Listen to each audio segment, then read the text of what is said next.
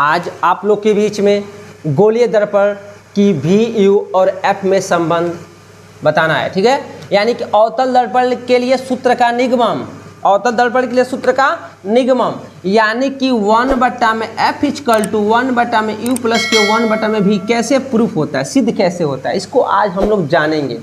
इस वीडियो में आज हम लोग जानेंगे।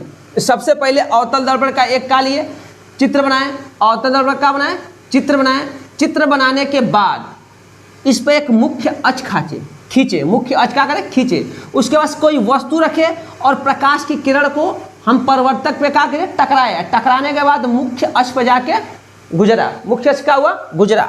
गुजरने के बाद फिर एक वक्रता केंद्र से एक मुख्य अक्ष, वक्रता केंद्र से एक रेखा को गुजारे तो यह प्रतिबिंब बना। क्या बना, प्रतिबिंब, प्रतिबिंब बनाना।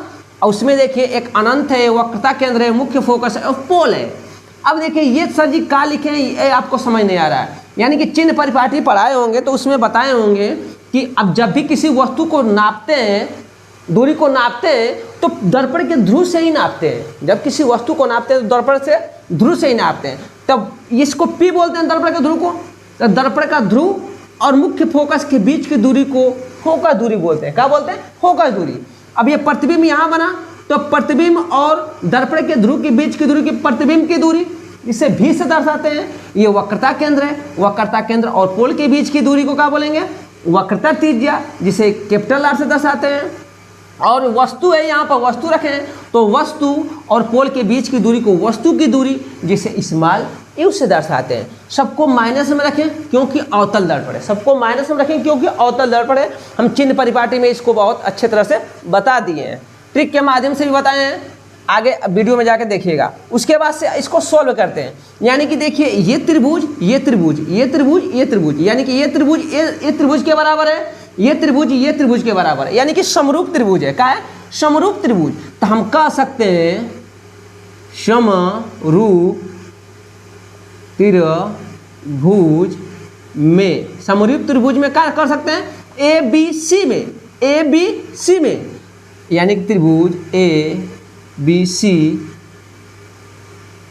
और आई डैश सी में, आई डैश सी में, यानी कि दो समरूप त्रिभुज है, एक और दो, तो A B C I dash C में।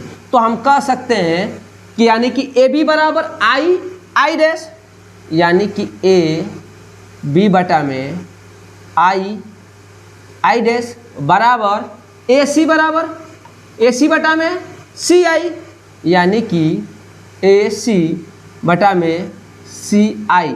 ये समीकरण का मान लिए, एक मान लिए, का मान लिए, समीकरण एक। यानी कि ए बी बराबर आई डैश बटा में हो गया, फिर ए सी बटा में सी आई हो गया। सेम लिखे हैं समरूप त्रिभुज में। उसी तरह समरूप त्रिभुज में त्रिभुज एम एन एफ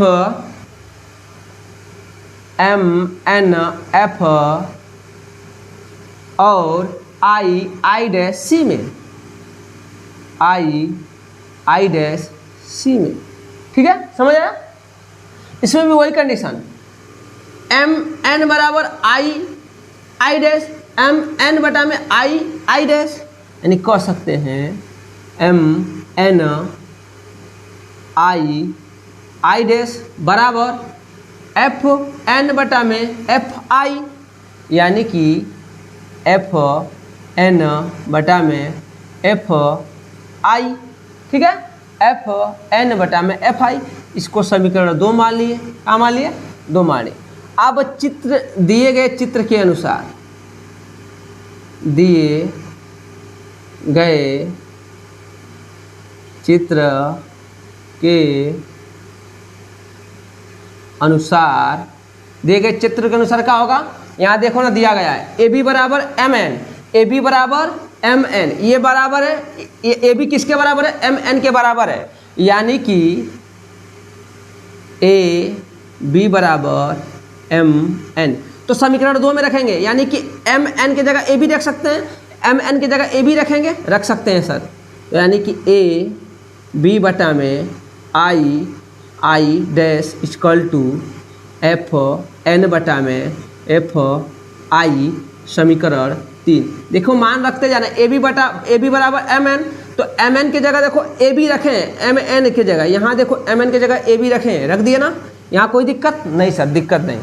पुनः चित्र के अनुसार, पुनः दिए गए चित्र के अनुसार, अब जब चित्र के अनुसार करेंगे तो दर्पण का द्वारक बहुत छोटा होगा, दर्पण का द्वारक बहुत छोटा होगा, तो एफ एन बराबर P F equal to F N, ये दर्पण का द्वारक होता है, ये पास में बनेगा, तो P F equal to F N. तो हम कह सकते हैं एफ एन इजकल टू क्या हो सकता है, एफ पी हो सकता है। तो यानी देखो एफ एन की जगह पी एफ रख सकते हैं, एफ एन, देखो एफ एन की जगह पी एफ रखेंगे, यानी कि ए बी बटा में I dash equal to F N की जगह पी एफ, तो पी एफ पी बटा में क्या हो जाएगा, एफ आई समीकरण 4। तो समीकरण 1 और 4 की तुलना करने पर ए बी बटा में आई डैश, ए बी बटा में आई डैश, तो ये बराबर तो ए बी बराबर तो ए बी बराबर, तो या इसको सॉल्व करो तो ए बी बटा में आई डैश का हो जाएगा, कट जाएगा, तो बचेगा ए सी बटा में सी I equal to F P बटा में एफ आई। ठीक है, अब ये आपका समीकरण 5 हुआ। अब यहाँ से कहानी मोड़ ले रही है, यहाँ से देखिए, अगर किसी AC का मान ज्ञात करना हो, AC का मान ज्ञात करना हो, तो हम लोग AP में से PC को क्या करेंगे, घटा देंगे, तो AC का मान क्या करेगा, आसानी से आ जाएगा।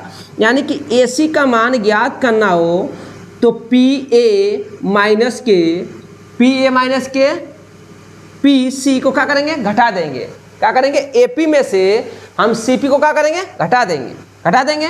अब उसके बाद से CI का मान ज्ञात करना, इसको या करके लिखिएगा, इसको या करके।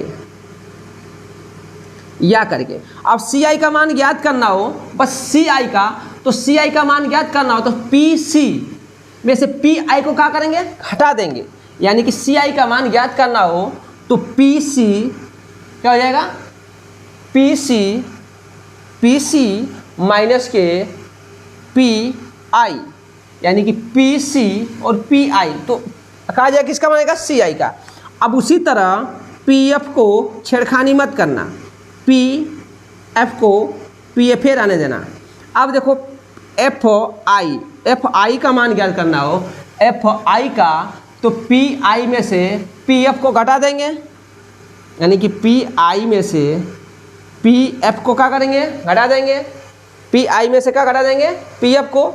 अब यहाँ फिर सॉल्व कर रहे हैं, यानी कि कहने का मतलब AC की जगह PA माइनस के PC रख सकते हैं कि नहीं रख सकते हैं, रख सकते हैं। CI की जगह PC माइनस के PI रख सकते हैं, रख सकते हैं। PF की जगह PF रख सकते हैं, रख सकते हैं। FI की जगह PI माइनस के PF रख सकते हैं। Any doubt? नो सर, कोई डाउट नहीं हुआ। अब AC की जगह ये वाला मान रख रहे हैं, AC की जगह ये वाला मान रखें, मान रखने पर यानी कि PA माइनस के PC बटा में PC माइनस के PI बराबर, अब P माने FP बटा में PI माइनस के PF। अब इसका देखिए चिन्ह परिपाटी से यहाँ लिख सकते हैं, चिन्ह परिपाटी लिख सकते हैं, कोई डाउट नहीं, लिख सकते हैं। अब चिन्ह परिपाटी यूज करेंगे। PA यानी कि वस्तु, और जब भी किसी वस्तु को नापेंगे पोल से नापेंगे, तो यहाँ वस्तु है P, यहाँ मान लो P है, यहाँ ये पूछा है P और A के बीच की दूरी क्या बोलेंगे, माइनस यू बोलेंगे, तो माइनस यू कर दिए। माइनस के PC यानी कि P और C यानी कि माइनस R यानी कि माइनस R, तो माइनस में इसका हो जाएगा प्लस हो जाएगा। यहाँ आराम से लिख सकते हैं प्लस के R बटे में PC पी क्या रखेंगे -r, क्या रखेंगे -r, फिर माइनस के पी आई क्या रखेंगे -b रखेंगे, तो -b तो माइनस माइनस क्या हो जाएगा प्लस हो जाएगा, माइनस माइनस क्या हो जाएगा प्लस, तो v equal to P F, तो क्या लिखेंगे माइनस के एफ रखेंगे, क्या रखेंगे माइनस के एफ। उसके बाद से पी आई की जगह क्या रखेंगे माइनस के भी, क्या रखेंगे माइनस भी, क्या रखेंगे माइनस भी, और माइनस के पी एफ तो माइनस के एफ, माइनस के एफ, तो माइनस माइनस क्या हो जाएगा प्लस हो जाएगा, माइनस माइनस क्या हो जाएगा प्लस, आइए क्या हो जाएगा एफ। इतना मान रखें, चिन्ह परिपाटी से क्या रखें मान रखें, थोड़ा टेढ़ा हो जा रहा है कोई दिक्कत नहीं। अब तिरक गुणा करेंगे, तिरक गुणा करेंगे तो क्या हो जाएगा, यानी कि माइनस माइनस क्या हो जाएगा प्लस, तो यानी कि यू भी आप फिर करेंगे माइनस, तो क्या हो जाएगा वी आर, इसका करेंगे तो माइनस यू एफ प्लस के क्या हो जाएगा एफ आर, ठीक है, ये आर एफ कर लो, यहाँ पे आर एफ कर लो, इक्वल टू इसका गुणा करेंगे तो आर एफ माइनस के भी एफ, ठीक है। यहाँ देखो आर एफ से आर एफ का हुआ खत्म, कट गया, आर एफ से आर एफ का हुआ कट गया, तो यहाँ पर हम कह सकते हैं इसको, यहाँ पर कह सकते हैं यू भी माइनस के भी आर माइनस के यू एफ, इधर आएगा प्लस आ जाएगा तो भी एफ इक्वल टू 0। हो सकता है कि नहीं हो सकता है, हो सकता है। अब एक चीज़ पढ़े हो, r बराबर 2f, ये पढ़े हो कि नहीं पढ़े हो, पढ़े, या f बराबर r/2, तो उससे मतलब है नहीं r बराबर 2f, यानी कि r की जगह 2f रख सकते हैं, रख सकते हैं, यानी कि u v माइनस के 2v f रख सकते हैं, माइनस के u f प्लस के v f इक्वल टू 0। अब इसको v f में से v f घटेगा तो क्या बचेगा, क्या बचेगा, ये बस वी एफ बचेगा और माइनस के यू एफ इक्वल टू 0। अब दोनों को पक्षांतर करेंगे, यहाँ पे दोनों को पक्षांतर करेंगे, यहाँ बचेगा यू वी बराबर, इसको पक्षांतर इस दोनों को इधर ले जाएंगे तो बचेगा वी एफ प्लस के यू एफ, वो बचेगा नहीं बचेगा।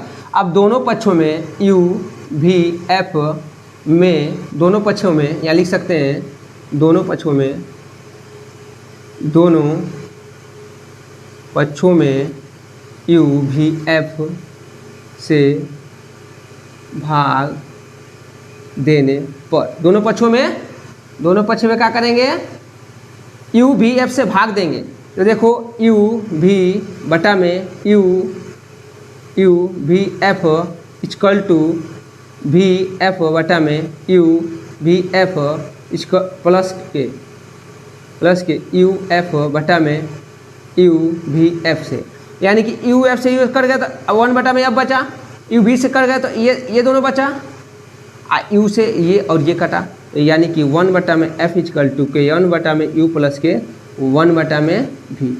ये बचा कि नहीं बचा बताइए, कटाएं और जो चीज़ बचा वही चीज़ का रखे हैं, रख दिए, यही हम लोग का क्या हो गया प्रूफ हो गया, क्या हो गया प्रूफ हो गया, क्या हो गया प्रूफ हो गया। यानी कि आप बहुत आसानी से समझोगे, अगर नहीं समझ आया होगा तो एक बार कमेंट बॉक्स में लिखिएगा कि सर मेरे को समझ नहीं आया, फिर वंस अगेन इसको समझा दीजिए, तो फिर दोबारा इसको हम अच्छे से समझा देंगे। अगर जिसको नोट्स चाहिए, नोट्स का PDF चाहिए तो 972113 8488 पर हमको व्हाट्सअप करेगा, हेलो हाय लिखेगा, तो उसको ग्रुप में जोड़ दिया जाएगा। जो हम लोग कोचिंग बढ़ाते हैं उसका एक ग्रुप बनाए हैं, उसमें हम PDF हमेशा शेयर करते रहते हैं और अन्य मटेरियल भी शेयर करते रहते हैं, उसमें आप जुड़ जाइएगा तो बहुत आपको बेनिफिट मिलेगा, ठीक है। तो आप लोग जिसको समझ नहीं आया तो कमेंट बॉक्स में कमेंट करिएगा, थोड़ा लाइक कर दीजिएगा, सब्सक्राइब कर दीजिएगा और धन्यवाद।